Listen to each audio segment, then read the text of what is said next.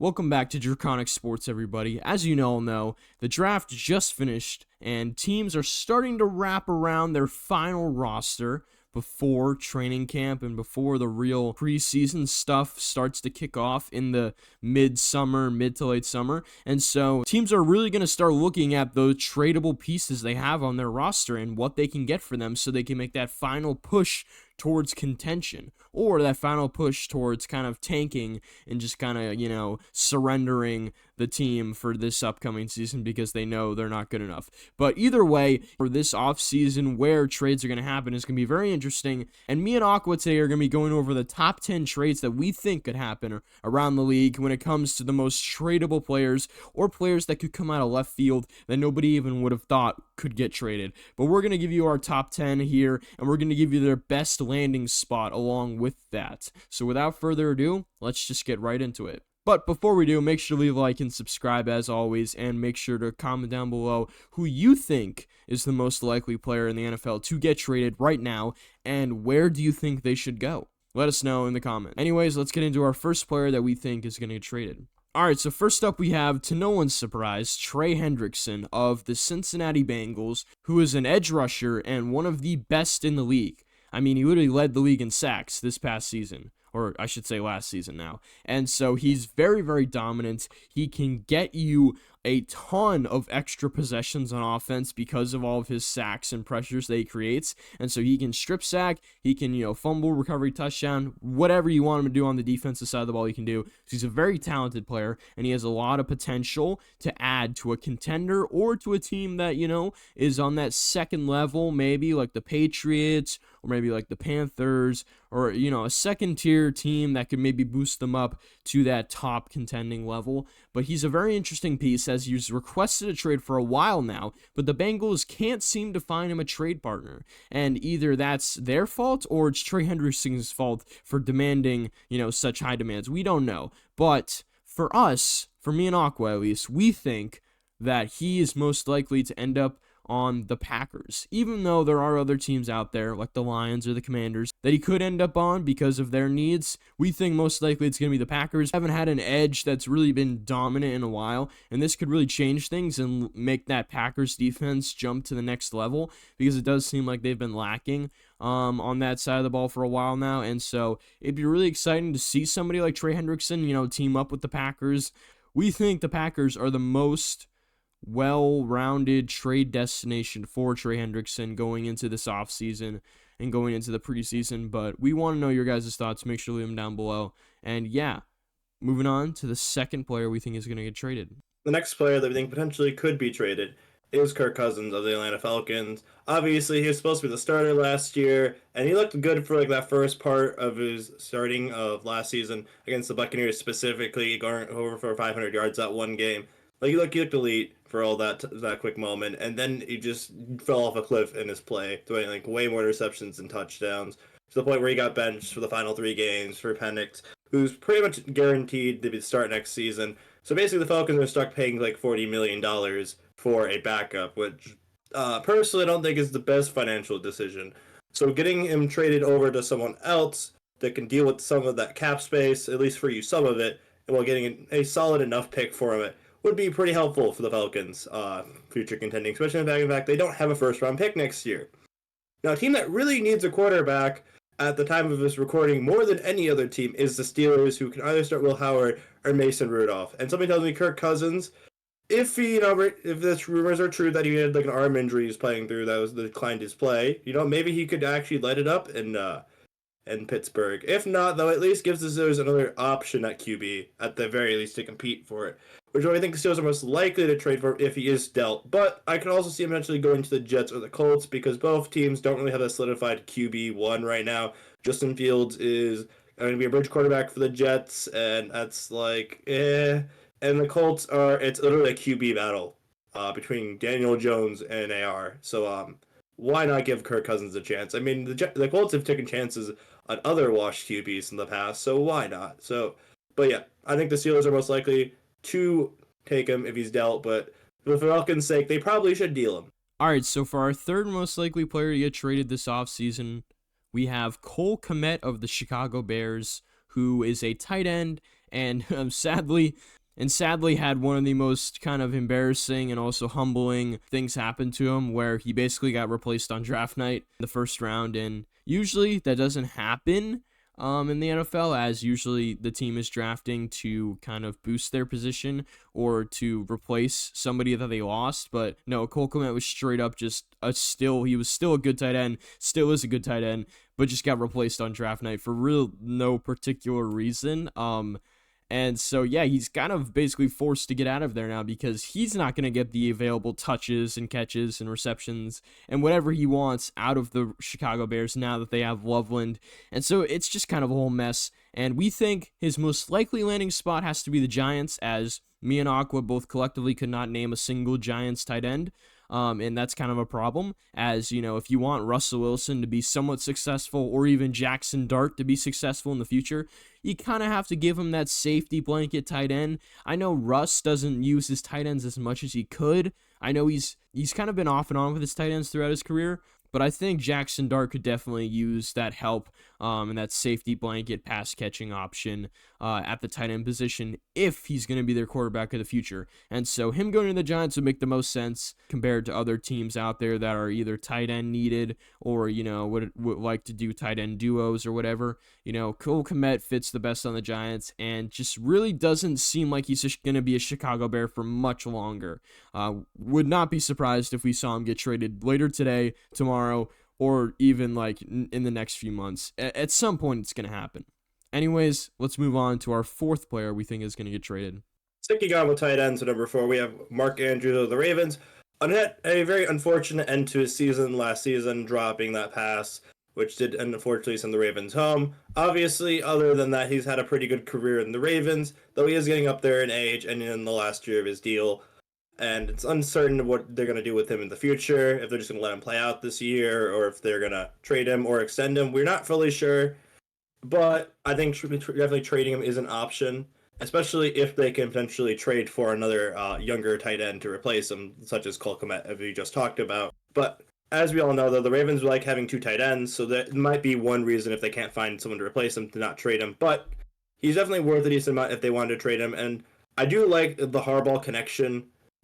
Sending him over to his brother on the Chargers. Plus, they don't really have a good tight end, once again, some of the Giants, who also may consider Mark Andrews, though I don't know if they would love him because of his age and their team not really being a compete now team. Also, another team that could always use a tight end is the Rams. Their tight end room is also not great. So, look out for Mark Andrews to potentially be dealt this offseason. On to number 5. So, next up, we have Jaylen Ramsey at the 5 spot for this list, who is a Miami Dolphin currently. And to be honest, I kind of forgot he was a Dolphin. Like, I've lost track of Jaylen Ramsey after he's left the Rams. It just seems like he's kind of flopping around all over the place. He is at the end of his career, but he does have probably 2, max, I would say 3 years left in him. Probably this year and then maybe like another year of solid cornerback play, because he's definitely out of his prime. But he's still a very solid corner that can be your second option. And so for that reason, we think he's probably going to go to the Vikings. I mean, the Vikings, you know, are particularly known for having older guys come to their team now, for cornerbacks at least, or defensive backs, and kind of retire there, as they've had Xavier Rhodes, who used to be on the Colts and used to be pretty dominant even though he had a short prime. He came to the Vikings, and I think he ended his career there, or one of his last spots. And then, of course, Patrick Peterson famously came to the Vikings and didn't retire there. I think he's a Steeler, or he retired as a Steeler. But he definitely was at the end of his career when he was on the Vikings. And so now it seems like Jaylen Ramsey would be the most likely candidate to go to the Vikings as well, because the Dolphins don't really seem to want to keep him. And it just doesn't seem like things are going to work out between them and Jaylen Ramsey. And so it'll be interesting to see what happens. But yeah, overall, Jaylen Ramsey, really solid player still. But the Dolphins are probably going to have to move on from him for a few different reasons. And the Vikings do seem like the most logical destination that he could go to. Onto a division rival with the Jets at number 6. We have Bree Hall, who has been a solid running back for his career on the Jets, despite a lackluster roster, to be frank, but did have a down year last season. And it does kind of sound like they might be willing to move on from Bree Hall. And there are some teams that could actually use a running back, honestly. I mean, everyone thinks the Bears and running back. So in fact, they're like, oh, we're gonna get Genty. Oh, we're gonna get a different one from the draft, and they just really didn't get anyone. So they definitely kind of need one. And obviously the Commanders. I mean, Jaden Daniels obviously is a good QB that can scramble, but like the run game outside of Daniels isn't the best. But the team we're going to choose, we think Brees Hall is going to trade to, the most likely to trade to, is the Broncos, who also are kind of lacking that power in the run game. And I think Brees Hall could definitely get them some good yardage on clutch downs, as well as just being a generally decent back to use. Like, they have some other options, the Broncos, but really they don't really have anyone that you're like going to be wowed by. And Brees Hall has shown that potential in the past. Obviously didn't do the best last season. So I think it makes a lot of sense, and yeah, just want to move on from him. I think we'll see Brees Hall in a Broncos uniform. All right. So next up, we have Tyreek Hill at the number 7 spot on this list, who is also a current Miami Dolphin, like Jaylen Ramsey. And Tyreek Hill does not seem too happy to be on the Dolphins right now, because it seems to us, a lot of the NFL fans, majority of the NFL, I would say, if not all, and maybe even him at this point, that he's kind of wasting his career on the Dolphins. It seems he's wasted his prime on the Dolphins, or the remainder of his prime, after leaving the Chiefs. And he said he would win Super Bowls. He said he would accomplish a lot on the Dolphins, and he hasn't really accomplished much. He's accomplished two very good stat-stuffing seasons where he got close to 2,000 yards in both of those seasons, and then one of the seasons he, was kind of but he was still really good. And so Tyreek Hill seems he's accumulated a lot of really good-looking stat sheets on the Dolphins, but other than that, really nothing. And it kind of sucks for the Dolphins right now, because they really don't have anything that's really, really stable besides maybe Jaylen Waddle. And so Tyreek Hill is probably going to leave. Like, let's assume it. He's probably going to leave. He does seem like a very clear and obvious diva. That seems to be his personality, and it has been kind of throughout his entire career, even though he's only been on 2 teams. But we think he's going to switch to his 3rd team now, and we think he's probably going to demand a trade really soon, if not like probably closer to preseason training or workout or whatever. And so out of the teams that kind of are wide receiver needy, the Commanders do make the most sense, as the Commanders, are a young team on the rise, and it seems to us that all of these veteran wide receivers love to go to these kind of new upcoming quarterback rooms, or just quarterback-led teams like Broncos or a Commanders, or maybe even, eventually the Giants with Jackson Dart. We'll have to see. Maybe even the Titans with Cam Ward. But the Commanders do seem like the most plausible outcome, because they're somehow already a contender with a quarterback that's now in his 2nd year. So that's crazy. And so Tyreek Hill probably would be the most interested in going and working with Jaden McDaniels and getting stuff done on the Commanders. And it does seem a lot more promising right now than sticking with Tua and Jaylen Waddle in Miami. And we think the Dolphins are going to be forced to trade away Tyreek Hill, because Tyreek Hill is going to demand a trade. And because of his diva personality, he's not going to want to play for the Dolphins once he demands a trade. And so the most likely situation is probably him becoming a Commander, if we're being honest. At number 8, we actually have a contender with a trade. Glasco, the Lions, despite the fact obviously the Lions are planning to contend next season, this was their starting left guard last season, who actually was a right guard these season prior, which potentially could have been for a reason for his dip in decline and production with switching sides. But regardless of that fact, they drafted 2 guards in the draft, and they drafted another guard last year, which looked really good in his last 2 starts. So with them drafting 2 additional guards on top of that, it's making me thinking like they might move on from a guard. And the guard that would make the most sense to move on from is Glasgow, despite being their backup center. He is owed a decent amount of money, and if the Lions want that additional cap space, this would be the way to get it. And when they have a decent amount of cap space, it's about paying players next season. So I think he potentially could be dealt. I don't think he'll be the most expensive player to pick up, especially because of the down year, though he's had some pretty good years on the Lions, which is why I think he would still be decently valued to some degree. The teams that we think would be interested, obviously a lot of teams need guards. Even teams that didn't make this list over our top 3 were like the Seahawks and the Texans. But the team we ended up including was the Cardinals, though the Rams and the Ravens do make some sense. It is still in the NFC, which does to some degree make it a little more questionable, but also like it's not in the division, which is why I didn't even bother naming the Bears, who would definitely need the depth if we're being honest at guard. But He's a can act as he's a really good backup center for the Lions as well, so you could play that for a team if they wanted to trade for him for that reason. And like I said, I don't think he'll be the most expensive other than the actual money he's owed. And the Cardinals could definitely use some help in the interior offensive line.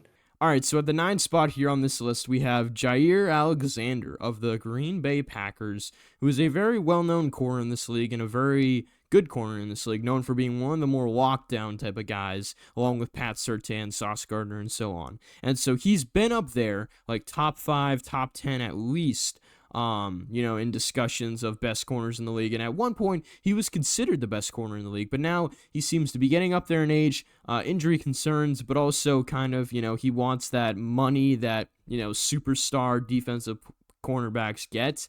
And it doesn't seem like the Packers are that willing to give him that, as they probably want to improve other stuff like the edge rusher. So that's why we think, Trey Hendrickson's going to eventually go there. They want to improve other places on the defense and not necessarily overpay a corner that's probably going to fall off really significantly soon, or at least within the next 2 years. So their best bet is probably to trade him. And so we think he's going to go to the Panthers and kind of team up with J.C. Horn and form a really nice, solid, lockdown duo in Carolina and kind of help the young team kind of rise, and maybe, even help them become that next level contender.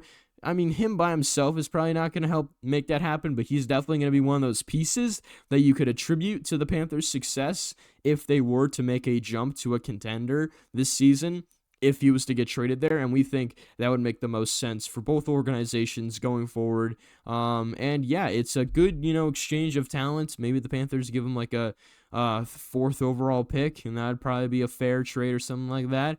And overall, it'd just be a good exchange for both teams at the end of the day. All right, on to our final trade, and one I think is going to shock some people. And this one might not happen with number 3 on this list together, because that'd maybe be a little too much from the receiving core. But we think DJ Moore of the Chicago Bears could be traded.